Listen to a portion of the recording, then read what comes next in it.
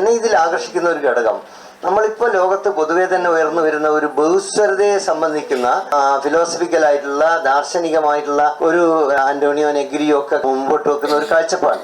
ആ കാഴ്ചപ്പാടും ഇതുമായി ഏതാണ്ട് പൊരുത്തപ്പെടുന്നുണ്ട്. കാരണം ഒരു ബഹുസ്വരമായ ഉൽപ്പത്തിയും ബഹുസ്വരമായ വികാസവും ലോകത്തിന്റെ പല ഭാഗങ്ങളിലും ഉണ്ടാവുകയും അത് ഇന്നത്തേതുപോലുള്ള ലോകാവസ്ഥയിലേക്ക് നയിക്കപ്പെടുകയും ചെയ്തു എന്ന് പറയുമ്പോൾ വാസ്തവത്തിൽ ഈ അധീശാധികാര വ്യവസ്ഥയെ മറ്റൊരു രീതിയിൽ പറഞ്ഞു കഴിഞ്ഞാൽ മെറ്റാ പ്രിസ്ക്രിപ്റ്റീവായി എന്ന് സയൻസിൽ പറയുന്ന ലിയോട്ടാർഡോ പറയുന്ന അവസ്ഥ പ്രത്യയശാസ്ത്രത്തിന്റെ മണ്ഡലത്തിൽ പ്രവർത്തിക്കുന്നതിനെ കൂടി കൗണ്ടർ ചെയ്യാൻ ഒരുപക്ഷെ ഇത് സഹായകരമാവും എന്നാണ് എനിക്ക് തോന്നുന്നത്. അതുകൊണ്ട് വാസ്തവത്തിൽ ഇനിയത്തെ ഒരു ഡെമോക്രാറ്റൈസേഷൻ പ്രോസസ്സിൽ പോലും ഹെൽപ്ഫുൾ ആവുന്ന, സാധ്യമാക്കുന്ന, സഹായകരമായി മാറാവുന്ന ഒരു വലിയ സാധ്യത ഇതിൽ തുറക്കുന്നുണ്ട്.